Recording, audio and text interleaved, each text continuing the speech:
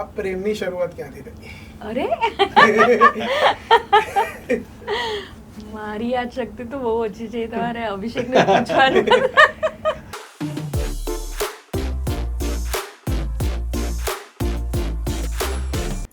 Welcome Abhishek sir, Tejal ma'am, hello. To our next episode of Baatcheet. કેમ છો? મજામાં. ફર્સ્ટ ઓફ ઓલ તો ઉમરો માટે congratulation. Thank Thank you you. બહુ જ સરસ ચાલી રહ્યું છે, હજી ચાલી રહ્યું છે અને હાજી. બહુ જ મજા આવી રહી છે. લાસ્ટ યર કમઠાણ અને આ વખતે ઉમરો, તો બેક ટુ બેક શું પ્લાન છે નેક્સ્ટ હવે? પ્લાન એવો જ છે કે દર વર્ષે એક થઈ દર વર્ષે 2 ફિલ્મ રિલીઝ થવી જોઈએ. ક્યાં વાત. એ લોકો રાહ જોવે છે સર તમારા ફિલ્મની. યસ હવે બહુ રાહ નહીં જોવી પડે એવું મેં નક્કી કર્યું છે. અને લેટ અસ હોપ કે આમ વર્ષમાં 2 ફિલ્મ બને તો મજા પણ આવે, લોકોને પણ મજા આવે ને મને પણ એવું લાગે કે હું બહુ સતત મારે જે કહેવી છે બધી વાર્તાઓ લોકો સુધી પહોંચાડી રહ્યો છું. તો આપણે સ્ટાર્ટિંગથી સ્ટાર્ટ કરીએ, from journalism to film making. આ જર્ની શું હતી? જર્નલિઝમ તો મેં તેજલના લીધે કરેલું. તો મેં બીએસસી મેથેમેટિક્સ કરેલું. ઓકે. અને જ્યારે હું બીએસસી કરતો હતો ગુજરાત કોલેજમાં, ત્યારે હું કોલેજ નહોતો જતો, હું તેજલની કોલેજમાં જતો હતો. તેજલની કોલેજ HK આર્ટ્સ કોલેજ, જેમાં તેજલ ભણતી હતી. અને ત્યાં સૌમ્ય જોશી એમનું થિયેટર ગ્રુપ ચલાવતા હતા, ફેડ ઇન થિયેટર. તો એ 3 વર્ષ મેં ત્યાં થિયેટર કર્યું સૌમ્ય જોશી સાથે, જેમાં અમે લોકો બધા સાથે હતા. અને પછી એવું હતું કે એક શ્યોરિટી જોઈતી હતી લાઈફમાં, કે જેને સેફટી કહીએ, જેને સિક્યોરિટી કહીએ, કે જે શ્યોરિટી તમને નોકરી જ આપી શકે. એટલે એ વખતે હું NSD માટે બી મેં અપ્લાય કરેલું અને હું એની પ્રિલિમિનરી એક્ઝામિનેશનમાં પાસ થયેલો. અને મારે અને તેજલને એવી સતત વાત થતી હતી કે કશું સિક્યોર કરી લઈએ પહેલાં એમ. એટલે મેં જર્નલિઝમ કરેલું. તેજલ એ વખતે માસ્ટર્સ જર્નલિઝમ કરતી હતી વિદ્યાપીઠમાંથી. એણે સાયકોલોજીમાં ગ્રેજ્યુએશન કર્યું, પછી એણે ત્યાં માસ્ટર્સ કર્યું જર્નલિઝમમાં અને માસ કમ્યુનિકેશનમાં. એટલે મેં એવું વિચાર્યું કે હું પણ એક ડિપ્લોમા, પોસ્ટ ગ્રેજ્યુએશન ડિપ્લોમા જે ભવન્સમાં થતો હતો એ કરું. પણ એટલે એ જર્નલિઝમ જે છે એ વચ્ચે રસ્તામાં ક્યાંક એક પડાવ આવ્યો. પણ મૂળ તો થિયેટરથી શરૂ કરેલી જર્ની, પછી એ થિયેટરથી એનું જે સ્ટોરી ટેલિંગ છે ત્યાંથી ફિલ્મ સુધી પહોંચી.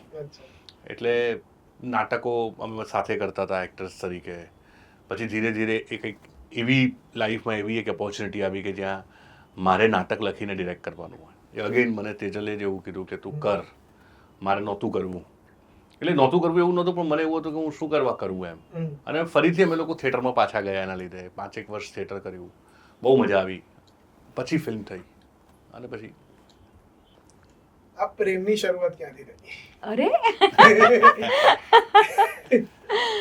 મારી યાદ શક્તિ તો બહુ ઓછી છે, તમારે અભિષેકને પૂછવાનું. અમે કોલેજમાં જ્યારે નાટકો સાથે કરતા હતા સૌમ્યભાઈ સાથે, ત્યારે એટલે આમ મિત્રતા જ હતી. એટલે આમ પ્રપોઝ ને એવું નહોતું થયું. પણ વન ફાઇન ડે એવું થઈ ગયું કે આપણે આવી રીતે સાથે જ રહેવું છે તો શું કરી શકાય એવું. બટ અમે બહુ લાંબી મિત્રતામાં 5 વર્ષ અમારી ફ્રેન્ડશિપ રહી. પછી એવું થયું કે ચલો હવે આપણે સાથે જિંદગી વિતાવી છે એવું. તો જ્યારે તમે લોકો બંને એક સેમ ફિલ્ડમાં છો, તમે ઇન્ડસ્ટ્રીમાં એન્ટરટેનમેન્ટ કે આ થિયેટર કે આપણે કહીએ કે પરફોર્મિંગ આર્ટ્સ વાળી ફિલ્ડમાં છો, તો કોઈક વાર એવું થાય કે તમારા પોઈન્ટ ઓફ વ્યૂઝ, આ ક્વેશ્ચનના 2 પાર્ટ છે કે પોઈન્ટ ઓફ વ્યૂઝ કોન્ટ્રાડિક્ટ થાય, તો ત્યારે વોટ ડુ યુ ડુ? અને બીજું એ કે તમે આ જ કામ થ્રુ મળ્યા છો, તો જ્યારે તમે ઘરે હો, જ્યારે તમારો પર્સનલ સ્પેસ હોય, ત્યારે તમે કામ સિવાય એને સ્વિચ કેવી રીતે કરી શકો? હા, બહુ જ ચર્ચાઓ થાય, પણ હંમેશા એવું હોય કે લોજિક વિન્સ એવું.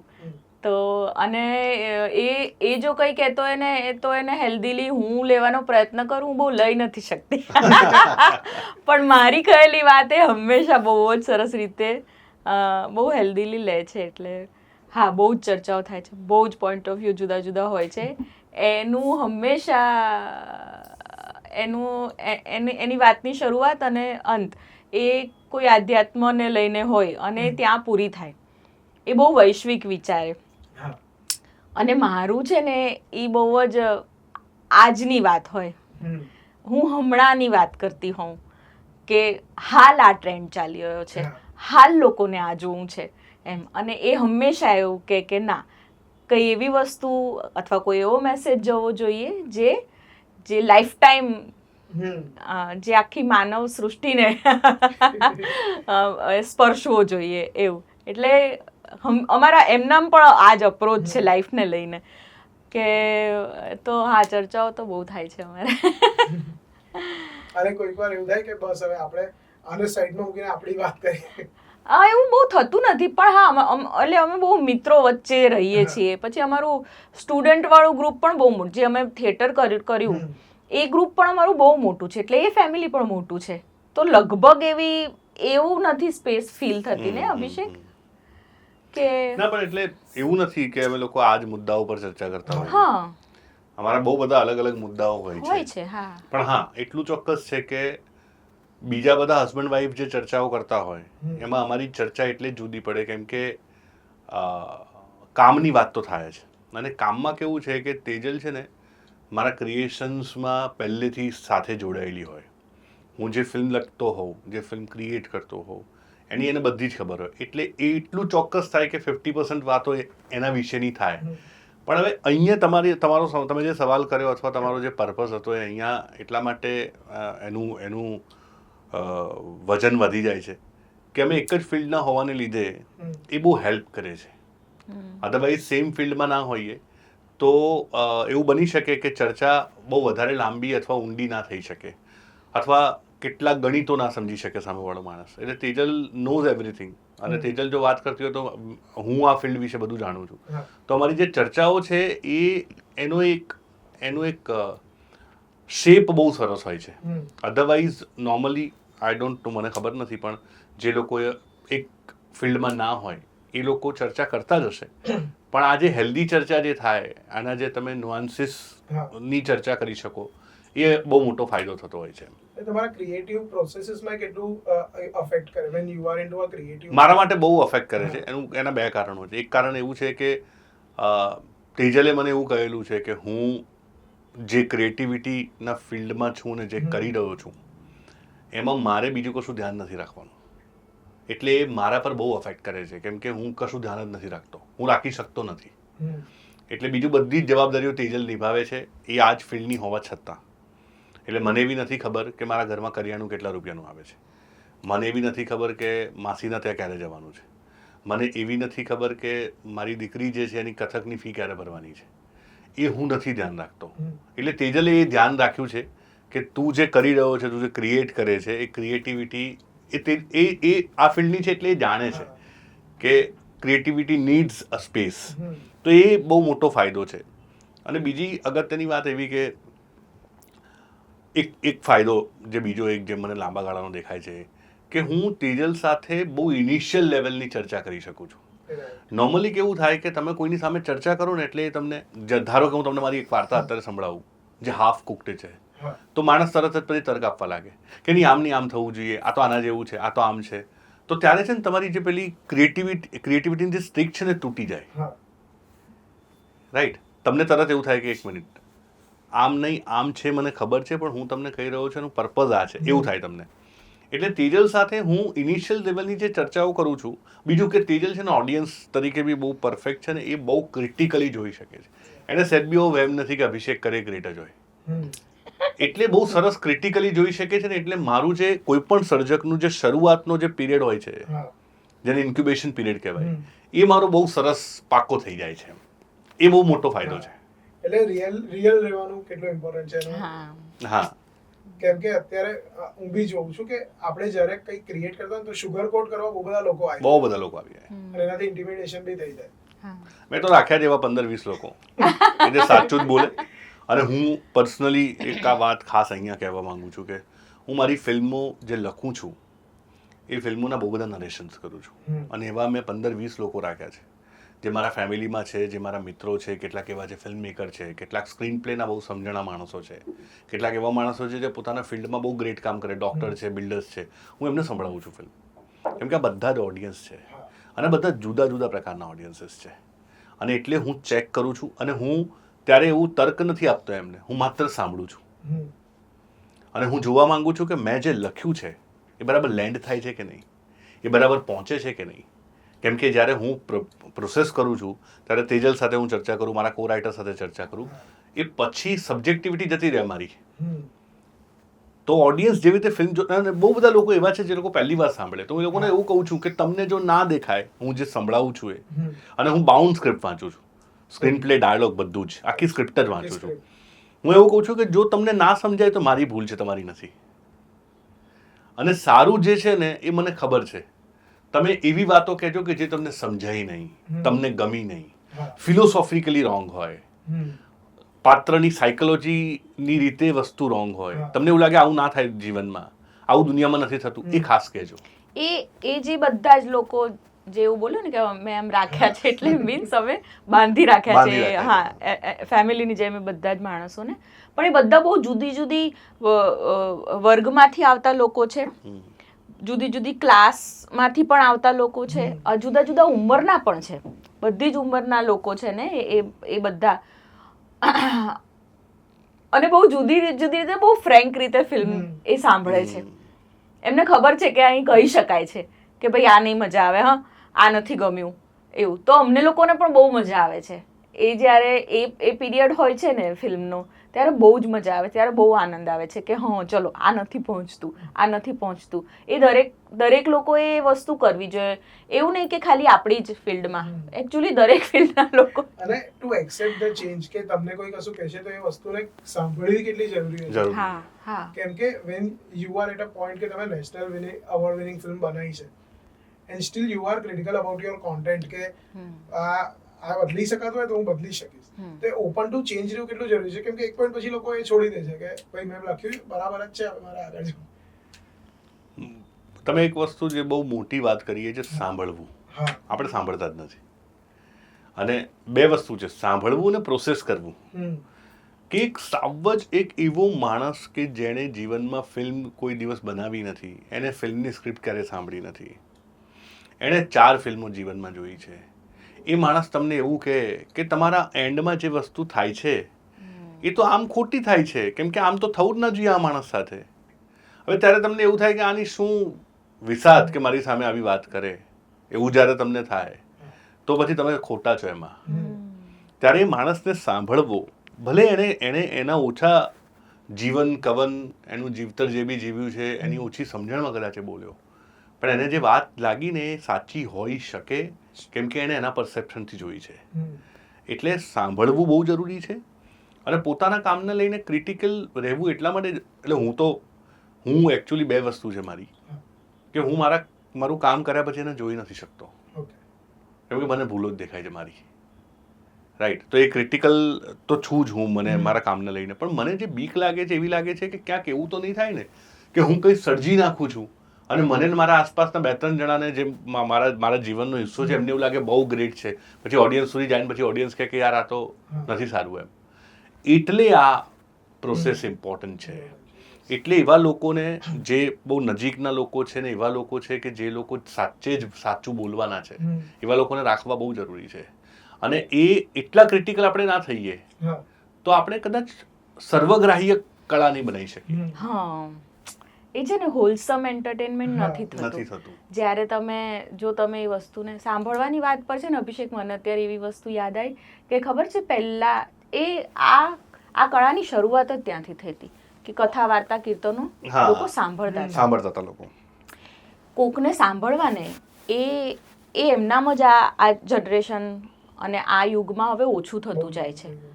કે કોઈ પણ સામેવાળા મિત્ર હોય કે તમારા પાડોશી હોય કે કોઈ 2 માણસ વાત કરતા હોય, પણ તમે સામેવાળાને એ બોલે છે, તમે એ ખાલી તમે એને સારું, બાકી તમારા મનમાં તો કાંઈ ચાલતું જ હોય છે એવું. તો એ જ વસ્તુ છે કે જે તમને સારા માણસ બનાવે છે, જો તમે સામેવાળાને સાંભળો છો અને સમજો છો અને પછી પોતાના પર કામ કરો છો કે હા આ મારી ભૂલ છે, અથવા તો અચ્છા આ આપણે સુધારવું જોઈએ એવું. અને એનાથી બળ પણ મળે છે. માનો કે કોઈ સામેવાળા તમને એક્સેપ્ટ કરે છે તો એ તમને બહુ બળ પૂરું પાડે છે કે યસ, આ ફિલોસોફી મેં સાચી કહી છે, આ બરાબર છે, ઉંબરોમાં આ સીન સાચો છે, કે એ ભલે અઘરો છે પણ એ લેન્ડ થશે, લોકોને એ ગમશે એવું.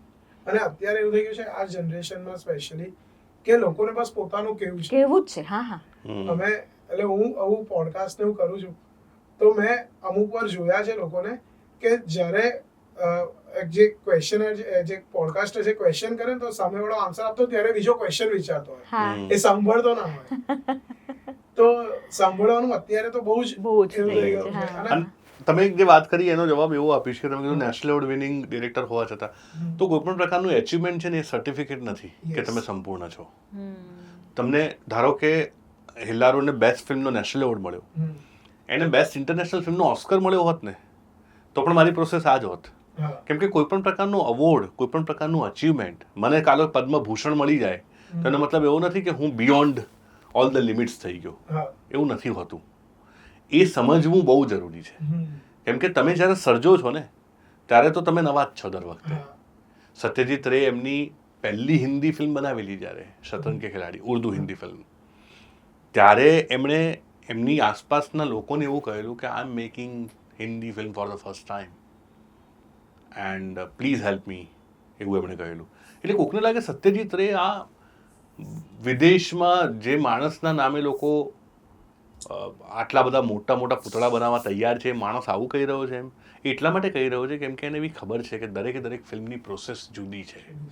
દરેકે દરેક વખતે ઝીરોથી શરૂ કરવું પડે તમારે.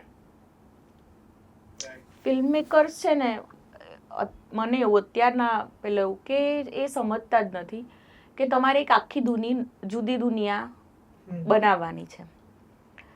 તમે પોતાની જાતને એ દુનિયામાં મૂકો હા. અને પછી જુઓ. એ આખું વિશ્વ જ જુદું તમારે ક્રિએટ કરવાનું છે.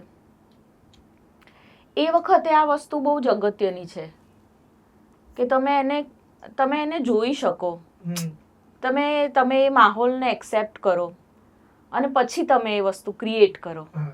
તો જ ઘણીવાર અભિષેક છે ને, જો એ કોઈ એની ફિલ્મની વાર્તા લખવાની પ્રોસેસમાં હોય ને હમ. તો એ 24 કલાક એ કામમાં હોય. અધરવાઇઝ બી એ 24 કલાક ક્યાં કટવાયેલો હોય, પણ પેલું થોડું લખાઈ ગયું હોય, હા. એને શેપ આવી ગયો હોય ને તો એ ખુશ હોય. તો કદાચ ઘરમાં કે મારા કે સાંજ કે બીજા કોઈ બી એમાં એનું ચિત્ત પરોવાય એમ, અધરવાઇઝ ના. પણ મારે ત્યારે એને એવું કહેવું પડે કે અભિષેક તું એ તારી દુનિયામાંથી છે ને આમ બહાર નીકળ અને પછી એને જો. તો કદાચ તને થોડો મેન્ટલી બ્રેક મળશે એમ. એ એટલો બધો અંદર હોય છે, હા, કે કંઈ પણ વસ્તુ મેં કમ્યુનિકેટ કરી હોય ને તો એને ત્યારે હા પણ કહ્યું હોય પણ એને સાંભળ્યું ના હોય, અથવા તો એ કેમ કે એ એની દુનિયામાં હોય એમ. એટલું તમારે ડૂબી જવું પડે ને તો જ સારું ક્રિએશન, તો જ તમે તમારી એ દુનિયા સુંદર અથવા એ જેવું એનું વિશ્વ છે ફિલ્મનું એવું તમે બતાવી શકો. અને એક ફિલ્મ તમારા માટે તમારું એક બેબી હોય જેને તમે નર્ચર કરો, તમે એ સ્ક્રિપ્ટને લખો, તો જ્યારે when you have done this, તમે એ છોકરું મોટું કરી દીધું, ઉછેરી દીધું, અને હવે તમે એને દુનિયાને સોંપી દીધું કે હવે તું જો આ દુનિયા તારી છે, તો એ સ્ટોરીથી ડિટેચ થવું કેટલું ડિફિકલ્ટ હોય છે. એ વર્લ્ડથી ડિટેચ થઈને નવી વર્લ્ડમાં જવું, નવી સ્ટોરી લખવી, એ પ્રોસેસ શું હોય છે સર તમારી? એક તો સૌથી પહેલી વાત, એ ડિટેચ થવું બહુ અઘરું છે કોઈ પણ વસ્તુ માટે. પણ મને ખબર નહીં એ કળા હસ્તગત થઈ ગઈ છે. હું પિક્ચર બનાવું છું અને ઉમરો ફિલ્મ મેં બનાવી અને ફિલ્મ રિલીઝ થઈ જે દિવસે એની આગલી રાતે હું ફિલ્મમાંથી બહાર નીકળી ગયેલો કે આ ફિલ્મ લોકોને ગમે, બહુ સરસ. ફિલ્મ લોકોને કદાચ ના ગમે, ફિલ્મ ના ચાલે, આઈ એમ આઉટ ઓફ ધીસ. પછી હું એ ફિલ્મમાં રહું અથવા તો હું એ ફિલ્મ જોઈને એવું વિચારું કે આ મેં કર્યું છે. લોકો તાળીઓ પાડે તો એ મારા મનમાં, મારા મગજ પર ચડી જાય. લોકો ગાળ બોલે તો એ મારા મનમાં ચડી જાય. હું લોકોનું પેલું એ જોયા કરું, લોકો જે લખે છે, ફેસબુક ચેક કરું, ઇન્સ્ટાગ્રામ ચેક કરું, લોકો શું કમેન્ટ કરી રહ્યા છે. તો એનાથી છે ને એક ક્રિએટરનું કામ નથી. એટલે હું બી એ તપાસી રહ્યો છું કે આ કેવી રીતે થાય છે, કે હું ડિટેચ કેવી રીતે થઈ શકું છું. એ કદાચ એટલે મારા થિયેટરના જે દિવસો છે એ મને યાદ આવે છે. અમારા એક સર છે શ્રીકાંત બિલગી, જે ગુજરાત કોલેજના ડ્રામા ડિપાર્ટમેન્ટના હેડ હતા. એમણે બહુ સરસ વાત કરેલી જ્યારે કોમ્પિટિશનના નાટકો મેં કરતા હતા ત્યારે. એમણે એવું કીધું કે તમે કોમ્પિટિશનનું નાટક નથી કરી રહ્યા, તમે નાટક કરી રહ્યા છો. નાટક કરી લો, નાટક તમને સંતોષ આપે ને બહાર નીકળી જવાનું. પછી જો તમે રિઝલ્ટની રાહ જોવા બેઠા ને, અને જો તમે રિઝલ્ટ આવ્યું પછી જો રિઝલ્ટ તમારા મન પર અસર કરી ગયું તો તમે નાટક નથી કરી રહ્યા. તમે કોઈક જાતની તમે દોડવા ગયા હતા, તમે લીંબુ ચમચી રમવા ગયા હતા. એ વાત મને બહુ સ્પર્શી ગયેલી. અને એ છે ને એ મારા જીવનનું કેટલીક ફિલોસોફી તો તમારા જીવનનો હિસ્સો થઈ જાય. પછી જ્યારે મેં નાટકો કર્યા ત્યારે મેં મારા બધા જ વિદ્યાર્થીઓને આ સમજાવ્યું કે નાટક કરીને બહાર નીકળી જાઓ, તમને મજા આવી એમાં, ફિલ્મમાં એ વસ્તુ હું અમલમાં લાવી શક્યો છું કે કરી નાખો, છોડી દો. ઉમરો થઈ ગઈ એટલે ઉમરોમાં આ તમે જે તમારો સવાલનો જે જવાબ છે એ એવો છે, ઉમરો થતી હતી એની વચ્ચે હું મારી નવી ફિલ્મ લખતો હતો જે હવે હું શૂટિંગ કરવાનો છું. તો બહુ તકલીફ પડે છે એમાં કે ઉમરો છૂટે નહીં તમારાથી. બીજું કે મેં શૂટિંગ કર્યું, શૂટિંગ કર્યા પછી મેં આ ફિલ્મ લખી, પછી હું પોસ્ટ પ્રોડક્શનમાં ગયો. પોસ્ટ પ્રોડક્શનમાં કેવું છે, ફિલ્મ વારે વારે બનાવીએ છીએ, એડિટમાં આખી ફિલ્મ નવેસરથી બને, સાઉન્ડ ડિઝાઇનમાં નવેસરથી બને, બેકગ્રાઉન્ડ મ્યુઝિકમાં નવેસરથી બને, અને એ બધું થાય ને પછી ફાઇનલ પ્રોડક્ટ બી પછી નવેસરથી જોવાની ને આ વાત વર્ક કરે છે કે નહીં, આમ કરે છે કે નહીં. અને એટલી બધી મજાની અદ્ભુત પ્રોસેસ છે, એટલી બધી ટીડિયસ બી છે, 3, 4, 5 મહિના લઈ લે તમારા. એટલે મેં તરત જ મારી નવી ફિલ્મ મૂકી દીધી આમ કે નહીં થયા, કેમ કે મેં જે 4, 5, 6 મહિના પહેલાં હું જે જીવ્યો હતો, જે પાત્રોને જે મેં લખ્યા, જે ભજવાયા, જે મને ખબર હતી એ રીતે મેં એને કમ્યુનિકેટ કરવાનો પ્રયત્ન કર્યો, એ હવે ફરીથી પાછા આવ્યા છે 4 મહિના પછી. હવે હું આ કરું ને આ કરું તો મારાથી નથી થતું, એટલે બંને સાથે તો ના જ થાય. હા, પછી જે દિવસે પૂરી થઈ પોસ્ટ પ્રોડક્શન પૂરું થયું ઉમરોનું, એ દિવસે ઉમરો મારા માટે પૂરી થઈ ગઈ. પછી કેરી ફોરવર્ડ નથી થતી, પછી ત્યાં પૂરી થઈ જાય છે અને એમાંથી બહાર નીકળી જવાનું સદંતર રીતે. શીખવાનું હોય છે દરેકે દરેક વસ્તુમાંથી. હું મારી પહેલી ફિલ્મમાંથી બહુ શીખ્યો, હેલ્લારોમાંથી. પછી જે ફિલ્મ મેં પ્રોડ્યુસ કરી કમઠાણ, એમાંથી હું બહુ શીખ્યો. એમાં હું ફ્લોર પર હતો સતત, પોસ્ટ પ્રોડક્શનમાં બી હું ઇન્વોલ્વ હતો એમાં હું બહુ શીખ્યો. ઉંમરમાં હું ખૂબ શીખ્યો. તો લર્નિંગ લઈ લેવાનું, બાકી બધું ત્યાં ત્યાં રાખવાનું. અઘરું બહુ પડે છે કેમ કે તમારે દર વખતે નવા પાત્રોને, નવી વાર્તાઓને જીવવાની હોય. આ એવી પ્રોસેસ નથી આમ લખ્યું એક, બીજું આમ લખ્યું, ત્રીજું લોકો કરતા હોય છે, મારથી નથી થતું. કેમ કે આ બહુ આમ મારા માટે બહુ ઇન્ટરનલ પ્રોસેસ છે આ. મારો છે ને આપણે જયેશભાઈ જોડે પોડકાસ્ટ હતો, જયેશ મોરે સર જોડે, તો મેં એમને એક ક્વેશ્ચન પૂછેલો કે એમના રોલ્સ છે બહુ ઇન્ટેન્સ હોય છે, હિલારોથી લઈને કાશી રાવ સુધી એમને જે કેરેક્ટર્સ કર્યા છે ને બહુ જ ઇન્ટેન્સ કેરેક્ટર્સ કર્યા છે, જેનું બેક સ્ટોરી બહુ અઘરી હોય. તો મેં એમને આવું ક્વેશ્ચન પૂછ્યો કે તમે તમારા કેરેક્ટર્સમાંથી નીકળી કેમ ના શકો છો? તો એમને મને બહુ સરસ વાત કીધી હતી કે હું છે ને મારા દરેક કેરેક્ટરમાંથી એક વસ્તુ મારી પાસે રાખી દઉં અને પછી હું મારા લાઈફમાં એને ઇમ્પ્લિમેન્ટ કરું છું જ્યારે મને એવું લાગે કે આ વખતે આ કેરેક્ટર શું કરતો. પણ જ્યારે એક રાઇટર હોય એને તો આખું કેરેક્ટર જ બનાવ્યું છે અને બહુ જ બધા કેરેક્ટર્સ એવા બનાવ્યા છે. તો તમને કોઈક વાર એવું થાય કે તમે તમારા આખા પ્રોસેસમાં કે તમારી કેરેક્ટર્સમાંથી કોઈક એવી વસ્તુ તમારી પાસે રહી જાય? હા, થતું હોય છે, ચોક્કસ થતું હોય છે, ચોક્કસ થતું હોય છે. અને એ તો જો એના પોતાનામાં છે તો એ કેરેક્ટરમાં આવ્યું છે. અલ્ટિમેટ તો એક્ટર સાથે તો થતું હોય છે. થતું હોય છે. હા, પણ તમે જયેશ મોરેની વાત કરી, એ તો એક કાચિંડો ખબર છે ને તમને? એ જયેશ મોરે.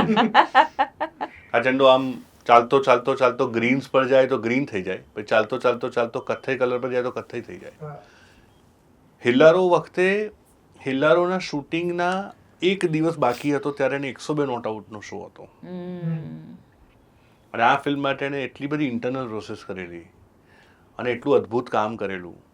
એક દિવસે અમદાવાદ ગયો અને એક દિવસ માટે 102 વર્ષના પેલા કાકા જે વળી ગયેલા છે ને જે અદ્ભુત એનું ટાઈમિંગ, હ્યુમર હાથે એ કરીને પાછો આવ્યો અને પછી એણે ફરીથી ભજવ્યું આ હેલ્લારોનું ઢોલી એક દિવસનું જે.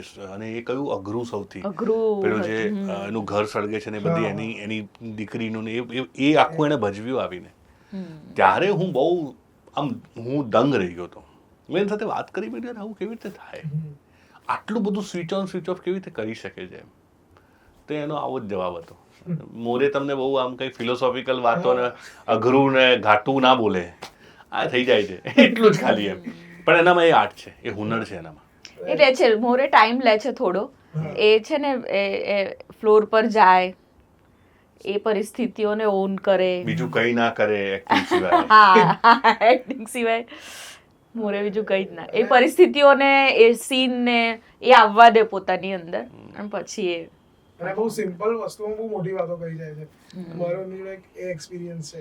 હા હા. સો આપણે કાસ્ટિંગ પર આવીએ. યુ સ્ટાર્ટેડ કાસ્ટિંગ, તમે રાઈટ PR થી સ્ટાર્ટ કર્યું હતું એ ટાઈમથી, જે પાયોનિયર હતું ગુજરાતી મૂવીઝનું. છેલ્લો દિવસ વોઝ ઓબ્વિયસલી અ બેન્ચમાર્ક જેનું તમે કાસ્ટિંગ કર્યું. તો કાસ્ટિંગ કઈ રીતે યુ સ્ટાર્ટેડ? તો 6 ડિસેમ્બર 2013 દિવસે મારી દીકરી જન્મી હા અને અભિષેક જૈનનો ફોન આવ્યો. હમ. અભિષેક બહુ ખુશ હતો અને બહુ ઓછી વાર એવું થતું હોય છે કે કોઈનો ફોન આવે ને તો તમને એવું ખાલી અવાજમાં સંભળાય કે આ માણસ સાચે બહુ ખુશ છે. ही वॉज वेरी हैप्पी कि बेटी हुई है लक्ष्मी हुई अभिषेक भाई क्या बात है कॉन्ग्रेचुलेशंस तेजल बहन को मेरी ओर से कॉन्ग्रेचुलेशंस बोलना अभी बात तो नहीं हो पाएगी लेकिन मैं बाद में बात करूँगा ये वो और मैं एक फिल्म बना रहा हूँ बेयार आपको उसका कास्टिंग करना है अभी फ़ोन रख रहा हूँ एक हफ्ते के बाद जब फ्री हो जाओगे तब मिलेंगे रखता हूँ फ़ोन एम कहीं फ़ोन મૂકી દીધો.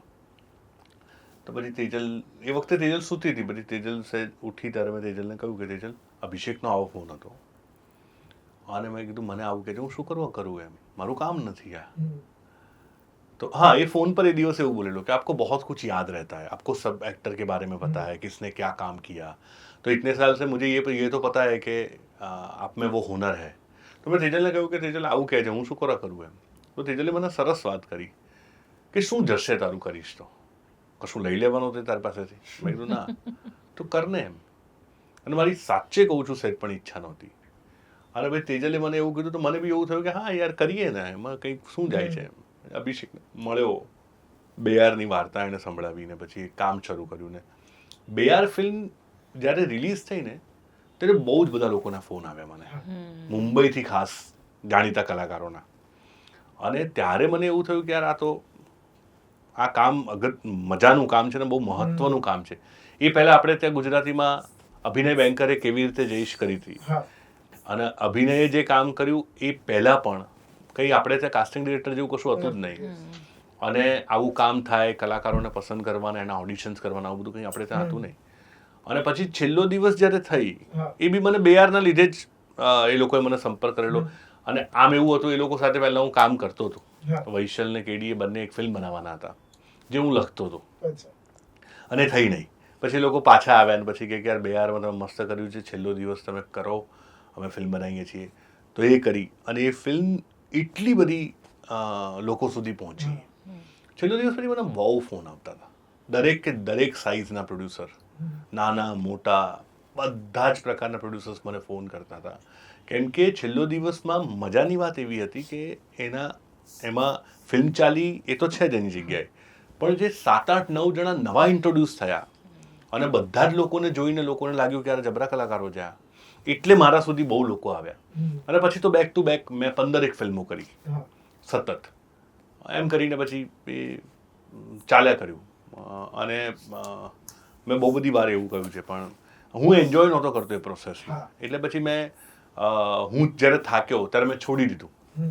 અને મેં છોડ્યું પછી હજી પણ કંપની ચાલે છે એની ઓનર તેજલ જ છે એટલે હું તો કંપનીમાં ઓનર બી નથી. અભિષેક શાહ કાસ્ટિંગ કંપની જે છે એમાં હું ઓનર જ નથી તેજલ ઓનર છે. હવે તો હું એમાં ઇન્વોલ્વ બી નથી. અને એકતા કાસ્ટિંગ કરે છે અને આ લોકો સંભાળે છે બાકી મને તો એના વિશે ખબર નથી. એટલું ચોક્કસ છે કે અત્યારે હાલ પણ મેં જે વેલ્યુઝ રાખ્યા હતા એ વેલ્યુઝ તો હજી છે જ કે આપણે એક્ટર પાસેથી પૈસા નહીં લઈએ આપણે કોઈનું શોષણ નહીં કરીએ આપણે માત્ર ને માત્ર લોકોને સારું કામ મળે અને પ્રોડ્યુસર્સ ડિરેક્ટર છે એ લોકોને સારા એક્ટર મળે એ આપણો પર્પઝ છે. આપણા બીજા પર્પઝીસ નથી.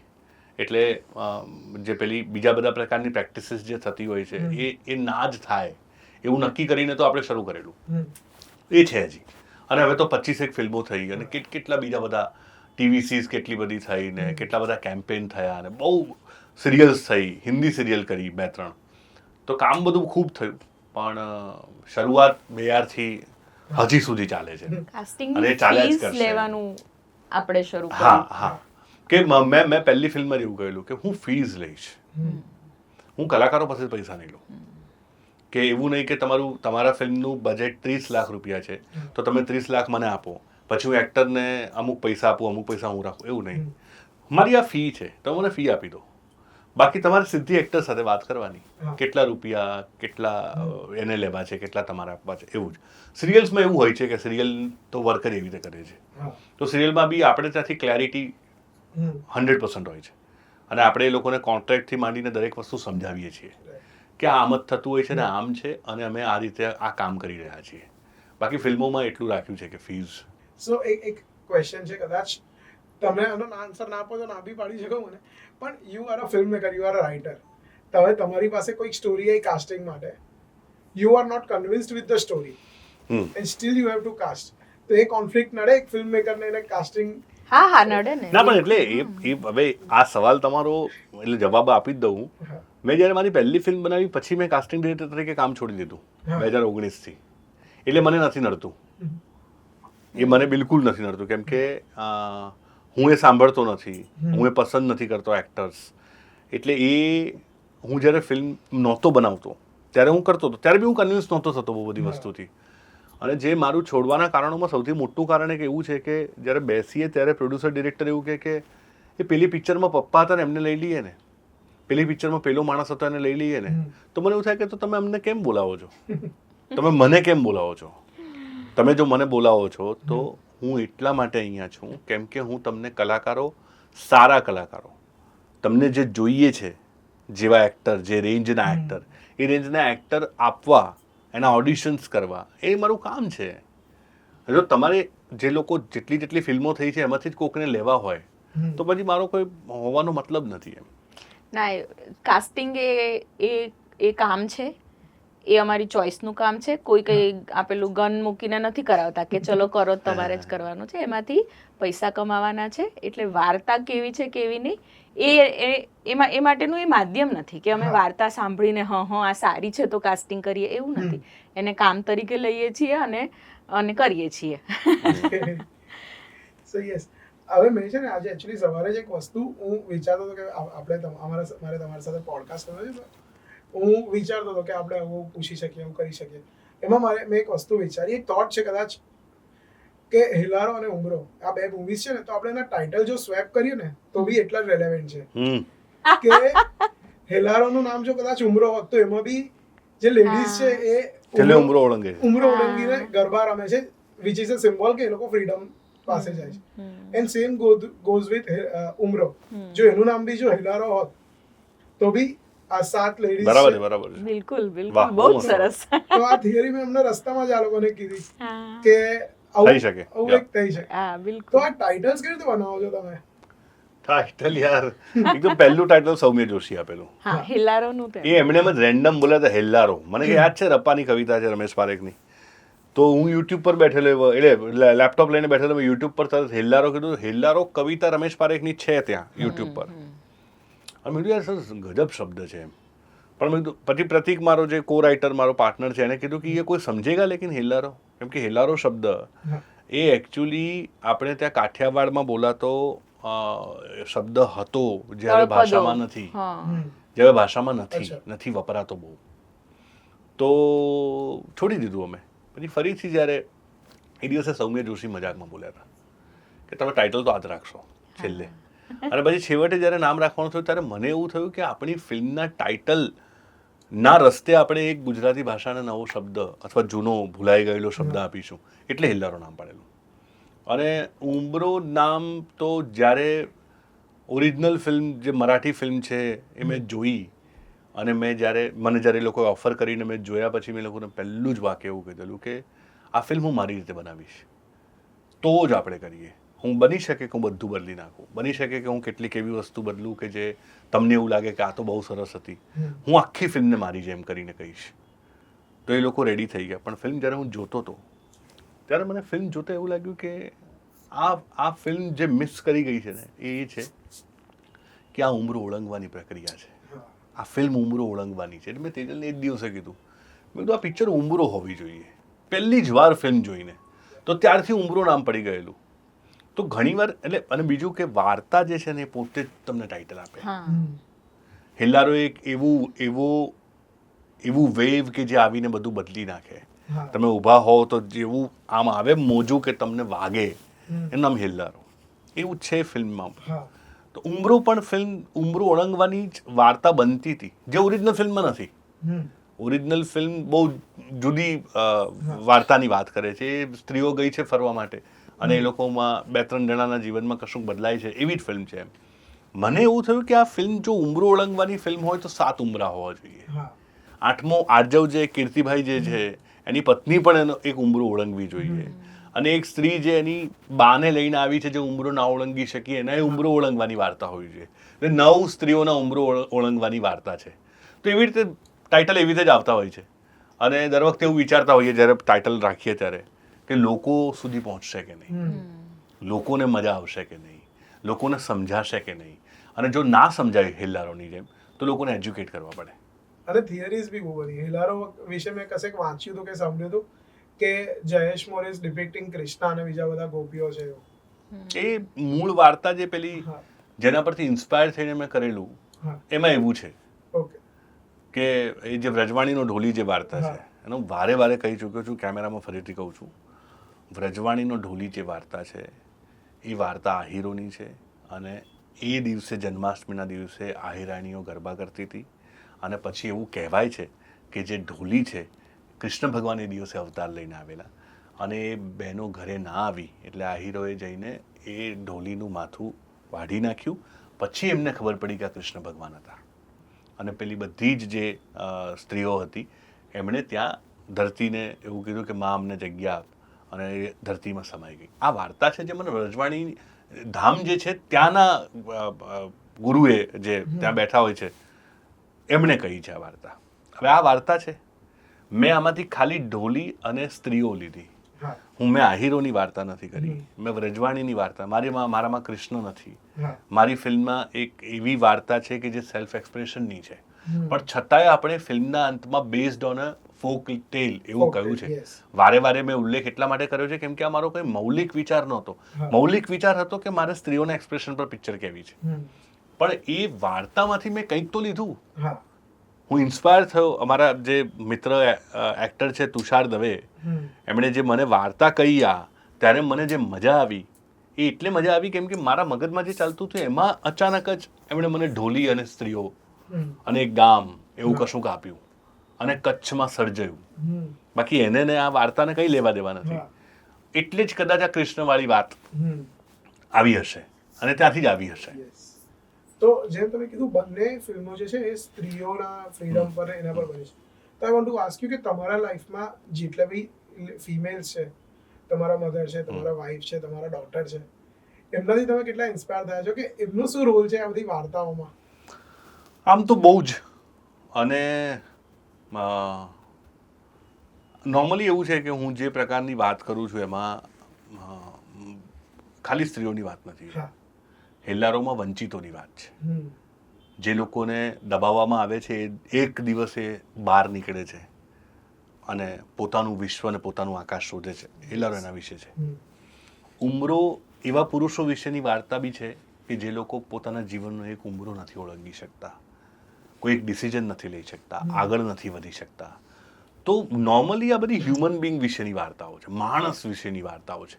પણ સ્ત્રી છે અને આટલી બધી સ્ત્રીઓ હોય ને વારે વારે વુમન સેન્ટ્રિક વાત કરીએ એટલે એવું થઈ શકે કે એનું કોમ્યુનિકેશન એવું છે, પણ મૂળ તો માણસની વાત છે.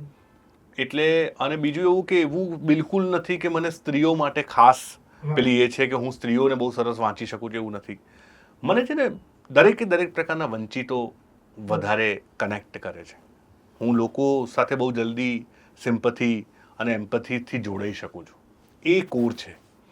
અને મારા જીવનની સ્ત્રીઓ જે પણ છે, મારી મમ્મી છે કે મારી પત્ની છે કે મારી દીકરી છે, એ બધા જ મને ઇન્સ્પાયર કરે જ છે અને કરે જ. કેમ કે હું એવું સમજું છું કે આપણા સમાજના ઢાંચામાં સ્ત્રીને જેવી રીતે આપણે મૂકી છે ને એમાં એને એવું જ એ જે કરે છે બધું ઇન્સ્પાયર કરે એવું જ કરતી હોય છે. કેમ કે આપણો ઢાંચો એવો છે. આવું છે.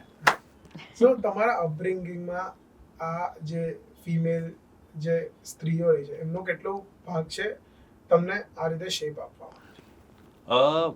મને એવું સમજાય છે કે હું જ્યારે નાનો છે ને ભેદભાવ નથી થયા. હા, એટલે હું જ્યારે નાનો હતો ને મારા ઘરમાં ત્યારે મેં મારા ઘરમાં ક્યારેય સ્ત્રી અને પુરુષના ભેદભાવ નથી જોયા. એટલે ક્યારેક કોઈક એવું કહે ને આમ ઘરમાં કે એ ઘરમાં બેસ, એની બેનને એવું કહે, પછી આમ કોઈ મહેમાન આવે તો છોકરી પાણી લેવા જાય, એવું મેં મારા ઘરમાં નથી જોયું.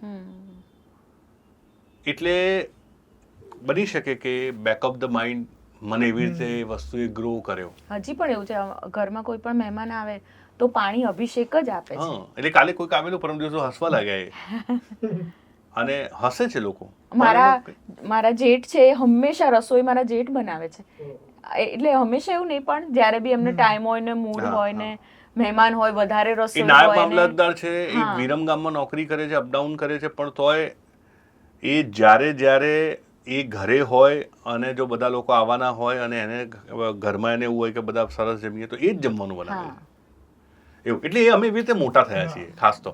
એટલે મારી મમ્મીનો એમાં આવી રીતે જાણે અજાણે સીધો જ હાથ.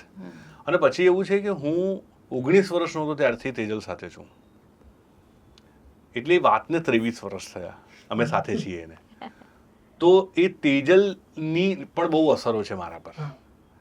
અને હું એવું બહુ ચોક્કસ માનું છું, જેની બહુ બધી રીલ ને બધી મજાક બી બને છે કે તમારે એક પુરુષને મોટો કરવાનો હોય છે, આખી જિંદગી સ્ત્રીઓને આ જ કરવાનું કે પુરુષો સુધારવાના હોય છે. પણ સાચે એવું હોય છે કે જે તમારા જીવનની સ્ત્રી છે એનો બહુ જ મોટો ભાગ હોય છે. જ્યારે અને ખાસ તો મારા જેવી એજ 19 વર્ષની એજે તમે જ્યારે કોઈ સ્ત્રીને મળો ત્યારે એનો તમારા અપબ્રિંગિંગમાં, કેમ કે અપબ્રિંગિંગ તો સતત ચાલતું જ હોય છે.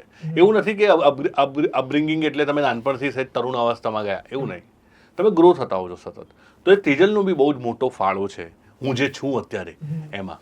એટલે યસ, મમ્મી અને તેજલ બંને જણાએ મને અત્યારે હું જે છું એ બનવામાં બહુ હેલ્પ કરી છે. અને એઝ પાર્ટનર્સ આપણે વાત કરીએ તો તમે લોકો એકબીજાને બહુ સરસ રીતે કોમ્પ્લિમેન્ટ કરો છો, તો એ આ કેમિસ્ટ્રી આ કઈ રીતે આવે છે? કે તું જાદુ ના, એવું સમજ નથી પડતી, પણ અમે સારા મિત્રો છીએ તો એ અમારા કોરમાં પેલું અટ્રેક્શન, અફેક્શન, ખાલી વાતો એ બધું નથી. એ નથી. એટલે અત્યારે કેવું છે કે ભાઈ કપલ આપણે જોઈએ કે કપલ્સ એકબીજા જોડે બહુ આમ પેલી મીઠી વાતો કરે, આમ તેમ કરે. એકદમ રિયલ લાઈફમાં રિયલ લોકો અત્યારે બહુ ઓછા થઈ ગયા છે. અમે પેલું 2-4 દિવસ એકવાર પોસ્ટ કરી દેશે માય લાઈફ અને પછી પણ આમાં કેવું છે તમને કહું કે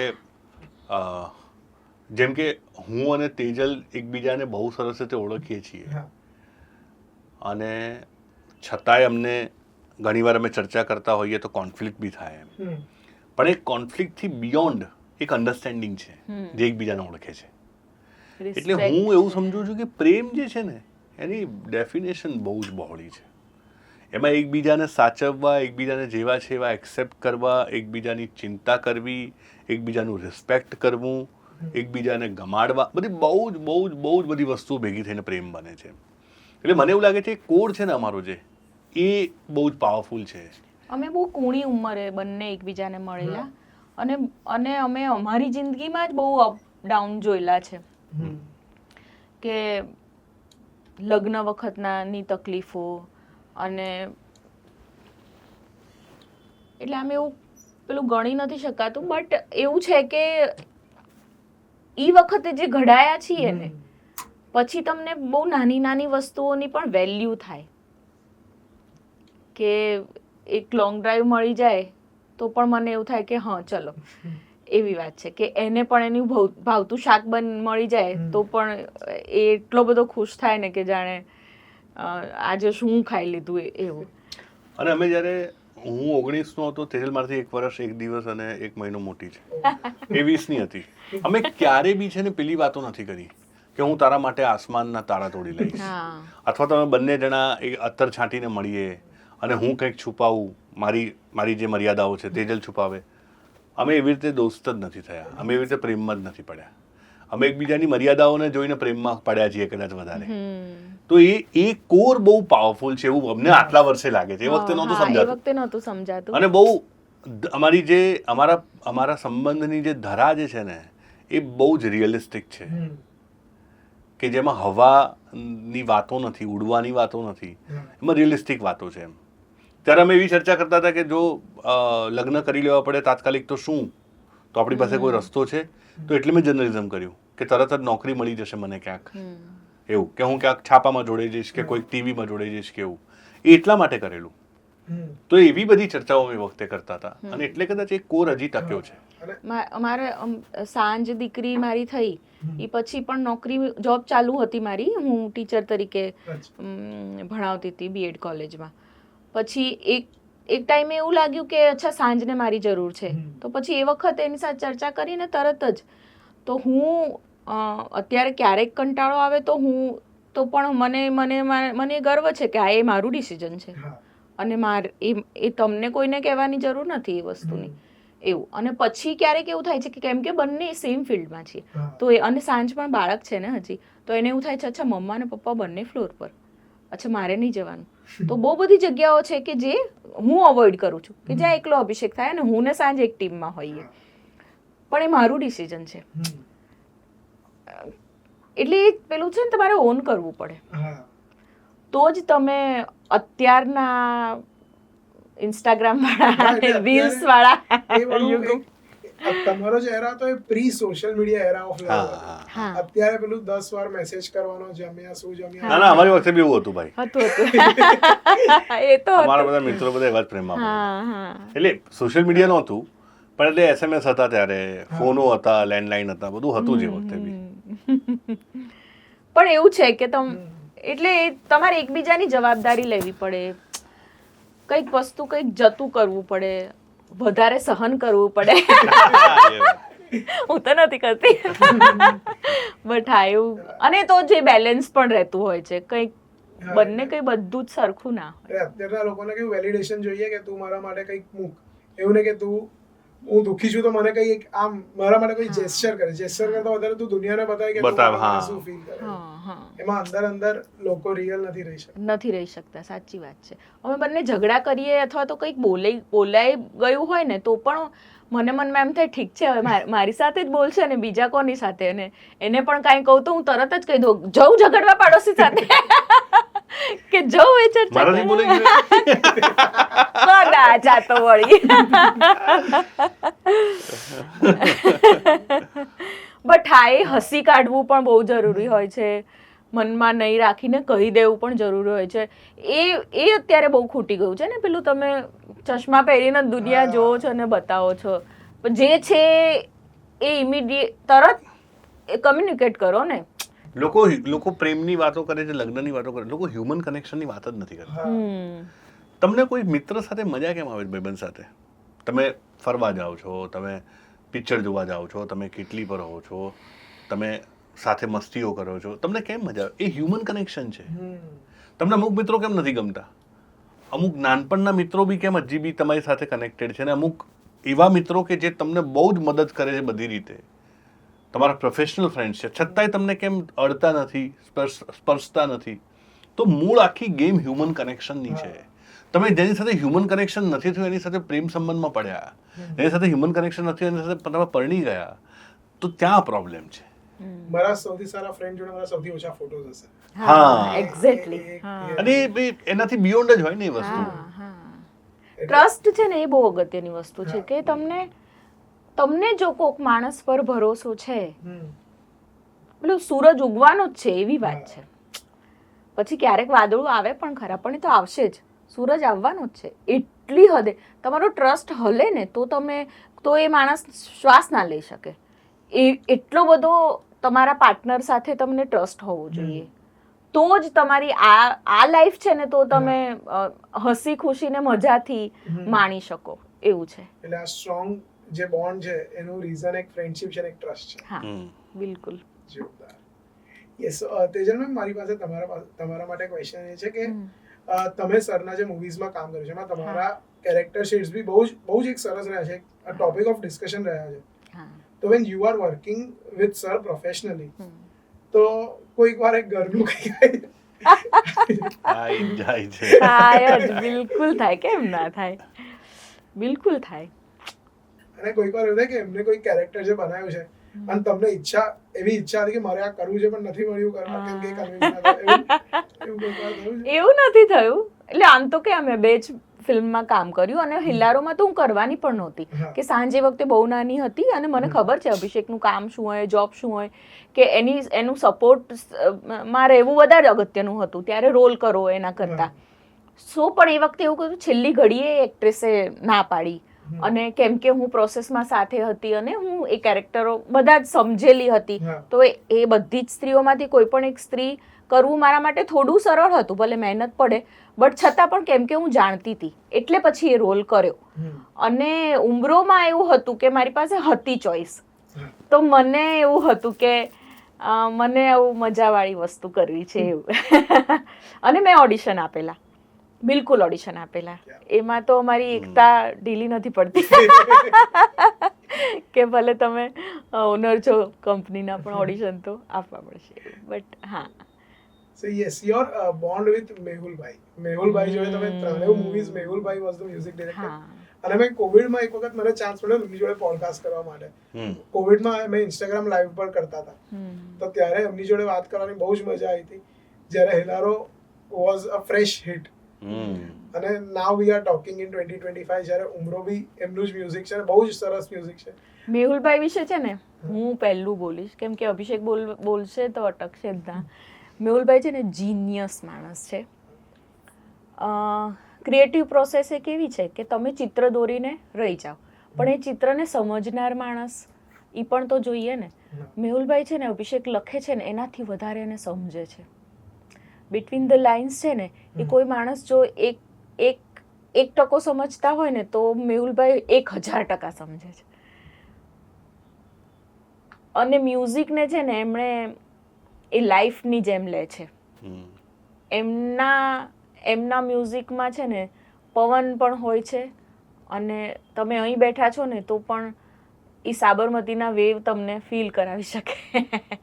એટલી બધી એ લાઈફ જ એટલે મને અમને લોકોને મેહુલભાઈ બહુ ગમે છે. યસ. તેજલે કહ્યું એ જ વાત હું કરવાનો હતો કે એ બહુ ઊંડું સમજે છે યાર. અને કેવું છે કે કોઈ પણ વસ્તુ, કોઈ પણ મહાન વસ્તુ એ છે ને જીવનમાંથી આવે. નોર્મલી આપણે અત્યારે હાલ ફિલ્મ બનાવી શકીએ કે જેમાં કંઈ ના હોય, બે ભાઈબંધો હોય ને એક જણો પ્રેમમાં પડે ને બીજો એને હેલ્પ કરે ને છોકરી છોડીને જતી રહે ને પછી આવી જાય ને બધું બની જાય, બધું થઈ શકે.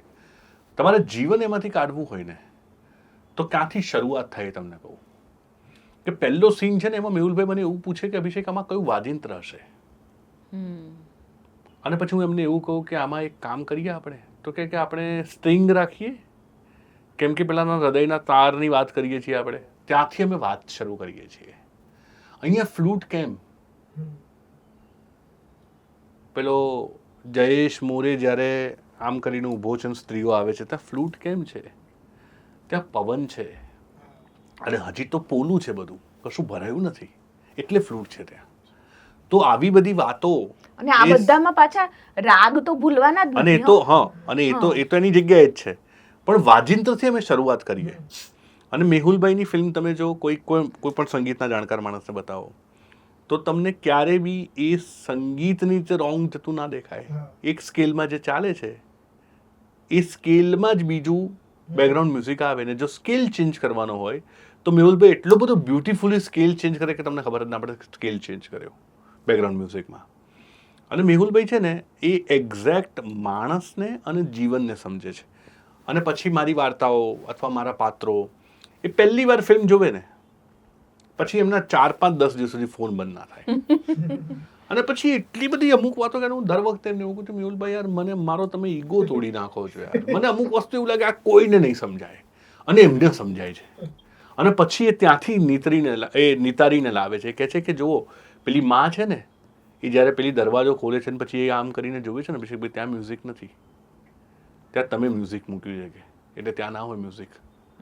આપણે અહીંયા શરૂ કરીએ મેં કીધું એક્ઝેક્ટલી મેં એ જ લખી રાખ્યું છે. પછી કેવું હોય સ્પોટિંગ હોય બેકગ્રાઉન્ડ મ્યુઝિકમાં, અમે આખી પિક્ચર જોઈએ પછી લઈને બેસીએ પછી એનું સ્પોટિંગ થાય. અહીંયાથી બેકગ્રાઉન્ડ મ્યુઝિક શરૂ થયું, અહીંયા પૂરું થયું, અહીંયા શરૂ થશે, અહીંયા પૂરું થશે, અહીંયા શરૂ થશે.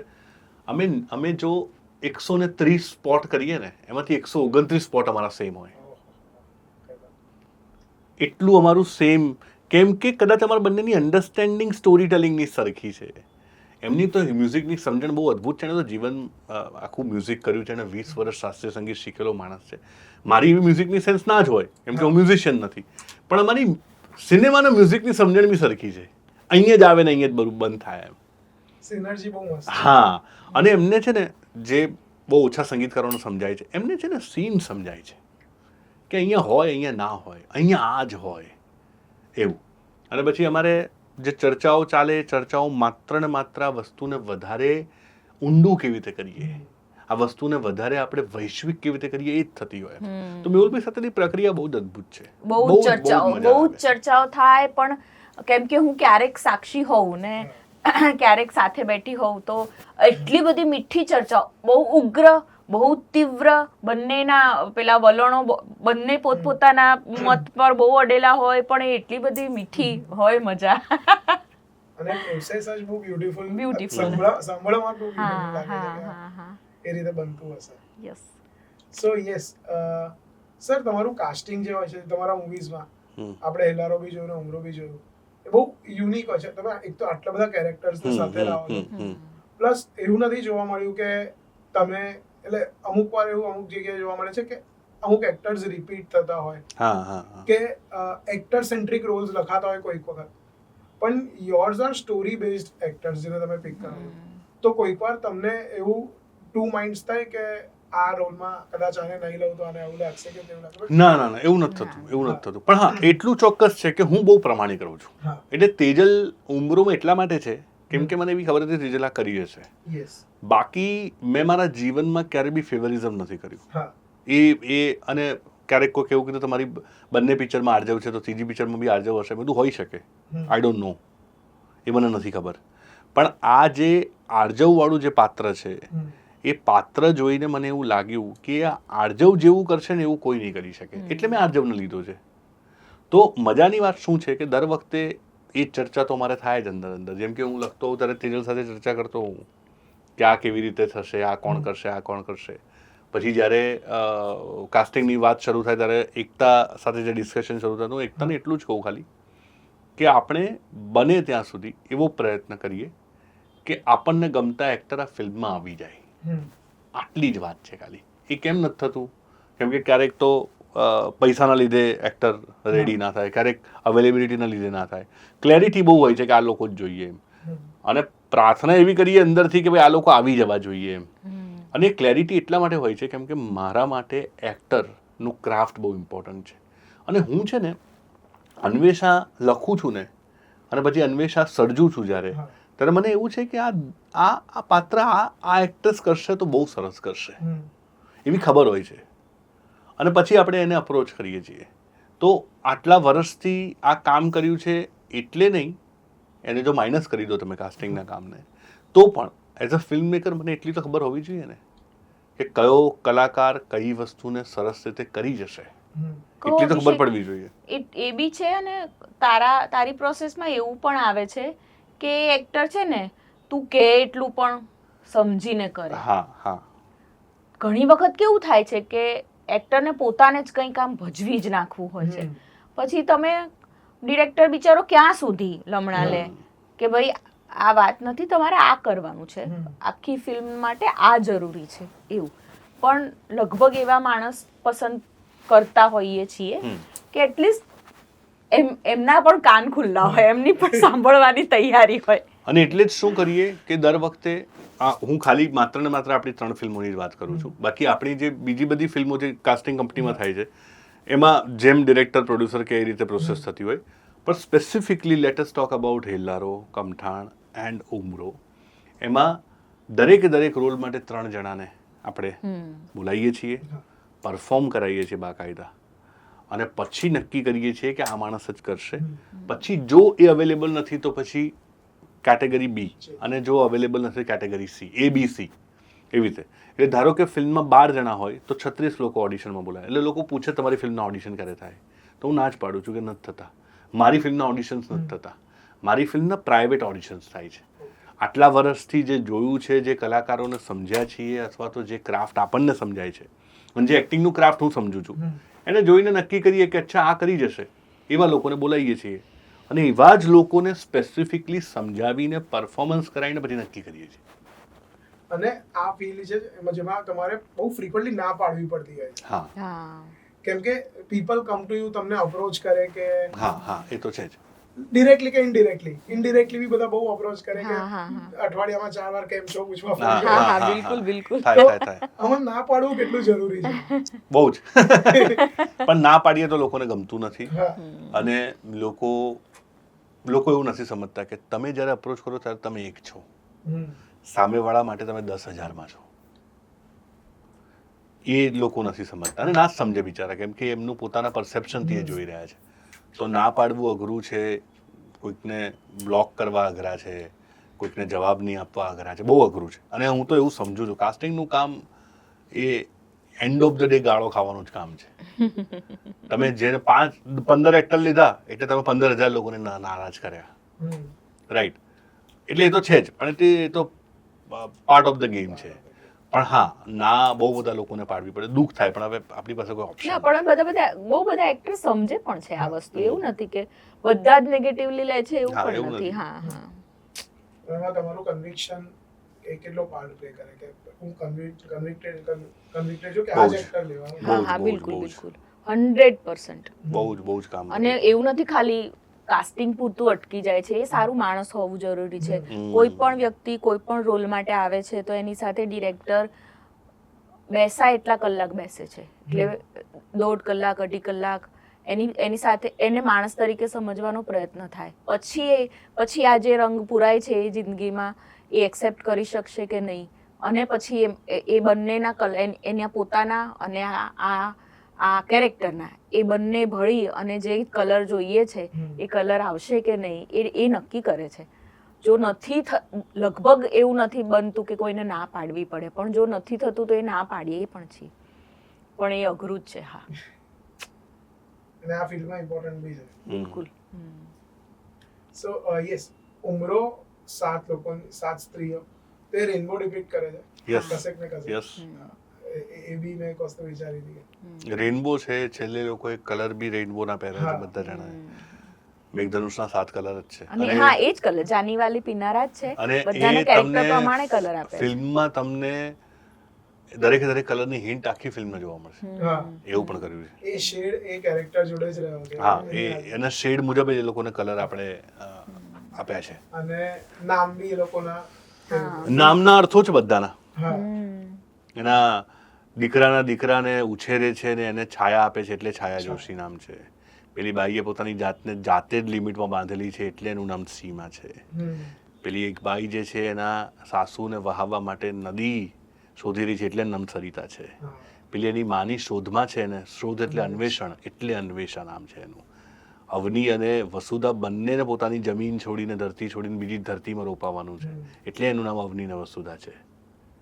એવું છે. દરેક કેરેક્ટર અને સ્મૃતિ કે જે એની હા. સ્મૃતિઓમાં અટવાઈ ગઈ છે. એટલે ફિલ્મમાં દરેક વસ્તુનો અર્થ હોય. કેમ આ લેન્સ વાપર્યો છે ને કેમ આ કેમેરા મૂવ થયો, કેમ આ પાત્રએ આ જ કપડાં પહેર્યા છે, કેમ પાછળ તમને ઝાડ જ દેખાય છે, કેમ નદી જ દેખાય છે, કેમ પથ્થર જ દેખાયા, કેમ તમે આ જ પ્રકારના ટેબલ પર બેઠા. દરેક વસ્તુના તો ડિરેક્ટરનું કામ જ એ છે ને કે હું જે તમને દેખાય છે એમાં દરેક વસ્તુ જો કમ્યુનિકેટ કરે ને તો તમારા સુધી વાત પહોંચે. અને તમને એટલે આપણે તો ચલો આ ફિલ્ડના છીએ, પણ અમુક લોકોને અમુક વસ્તુ નથી સમજાતી છતાં એમને પહોંચે છે. છતાં એન્જોય કરે. એનો અર્થ એવો છે કેમ કે એની બધી જ વસ્તુના ઇન્ટરપ્રિટેશન છે ને એ લાઈફમાં એ લોકોને ખબર છે, એ લોકો ખાલી એને આઈડેન્ટિફાઈ નથી કરી શકતા. એટલું જ છે ખાલી. બહુ મજા આવી રહી છે કેમ કે આટલા દિલથી કન્વર્સેશન્સ નીકળી રહ્યા છે અને બહુ છે.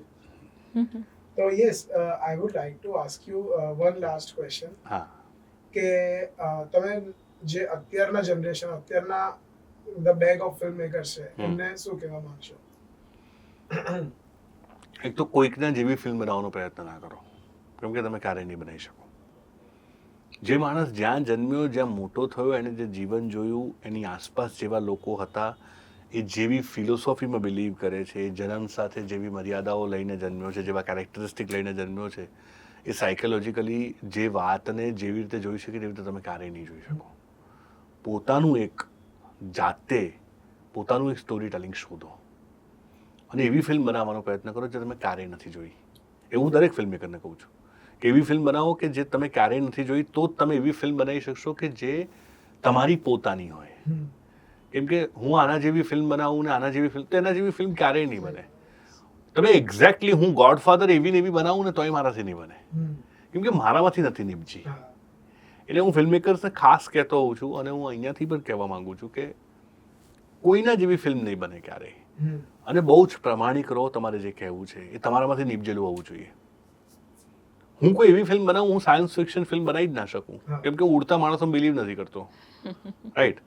તો હું એવી ફિલ્મ હું નહીં બનાવી શકું ક્યારેય. તોય હું બનાવું કેમ કે લોકોને આ જોઈએ છે, તોય હું બનાવું કેમ કે મને પ્રોડ્યુસર મળી ગયો હતો, તોય હું બનાવું કેમ કે આવું જ ચાલે છે તો ચાલો ને બનાવી દઈએ. એટલે એ ફિલ્મનો કોર બહુ પાવરફુલ નથી હોતો. એટલે જેટલા ન્યૂકમર ફિલ્મ મેકર્સ અથવા જે લોકો ફિલ્મ બનાવી રહ્યા છે, બનાવવા માંગે છે, લોકોને ખાસ કહેવાનું એવું ના બનાવો જેવો તમે બિલીવ ના કરતા હો, અને એવું તો બિલકુલ ના બનાવો જે તમે જોયેલું છે. એન્ડ યસ, તો કોઈ એવું હિસ્ટોરિક કેરેક્ટર કે કોઈ એવું કેરેક્ટર જેના પર, કોઈ નાટકનું એવું કેરેક્ટર જેના પર it is your dream to make a film? Jaishankar Sundari in the life પર you are કોઈ પણ મોકો મળે. And what next is coming?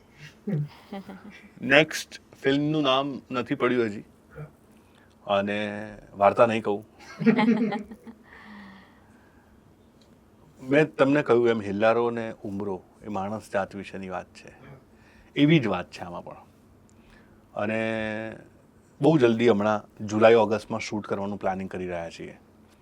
એ ફિલ્મનો ના 10 ડ્રાફ્ટ લખાઈ ગયા છે. હું 11મો ડ્રાફ્ટ લખી રહ્યો છું. એ થઈ જાય હમણાં અઠવાડિયામાં, પછી એનું પ્રી પ્રોડક્શન શરૂ કરીશું. એની વાર્તા અત્યારે ડિસ્ક્લોઝ નહીં કરી શકું, કેમ કે વાર્તા ત્યારે જ ડિસ્ક્લોઝ કરતા હોઈએ છીએ જ્યારે એનું ટીઝર કે ટ્રેલર આવે, એમાં કમિટ કરતા હોઈએ છીએ કે અમે શું બતાવવા માંગીએ છીએ, એટલે નથી કહી રહ્યો. પણ એ બહુ સરસ મજાની વાર્તા છે. પણ આ વખતે ભાઈઓની ફરિયાદ દૂર થશે. હા, આ વખતે બહુ બધી બંચ ઓફ વિમેનની વાત નથી, સ્ત્રીઓની વાત નથી, આ વખતે એક પુરુષની વાત છે. અને એમાં અગેન એવો પ્રયત્ન કર્યો છે જે આપણી આસપાસ આપણે જોયું છે, એવી વસ્તુ કે જે તમને એવું જ લાગશે કે આ જીવનમાં જીવાઈ ગયેલી તમારી આસપાસના લોકોની વાર્તા છે, ને તમે એનો ભાગ બની ચૂક્યા છો.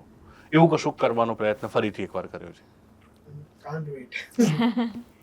Yes, so thank you Abhishek sir for being a part of Baatcheet. Thank you. બહુ જ મજા આવી. અમને પણ મજા આવી. બાતચીત નામ કેમ રાખ્યું છે? એકચ્યુઅલી હું છે ને, જે આવું નામ અમારું ધી આર્ટિસ્ટ હબ મારા ઓર્ગેનાઇઝેશનનું નામ છે, જેમાં હું ઓપન માઇક્સ કરું. હું બ્રિજ ક્રોસ કરતો ત્યારે મને બધા નામો વિચાર આવે. તો બાતમાં BAAT ઇંગ્લિશમાં છે, અને ચિત ઇઝ ધ સોલ. તો બાત અને ચિત એ રીતે રાખ્યું. કયો બ્રિજ? પંડ્યા બ્રિજ ક્રોસ કરતી વખતે તમને? આર્ટિસ્ટ હબ બી પંડ્યા બ્રિજ પર જ બન્યું હતું, બાતચીત બી પંડ્યા બ્રિજ. મારું પહેલું પોડકાસ્ટ હતું દેવેન સર લોકો જોડે ઉડનચુ માટે. તો ત્યારે હું વિચારતો હતો કે આપણે શૂટ કરવાનું છે, પણ શું નામ રાખીશું, શું નામ? અને મેં કીધું સોલની વાત કરી છે, શું કરીએ? એટલે પછી બાત અને ચિત, એટલે એ રીતે મેં બહુ સરસ. વાહ, બહુ સરસ. આ રીતે નામ. બહુ મસ્ત, બહુ મજા આવી. બહુ મજા આવી અમને અમને. પણ બહુ મજા પડી. Thank you. Thank you very much.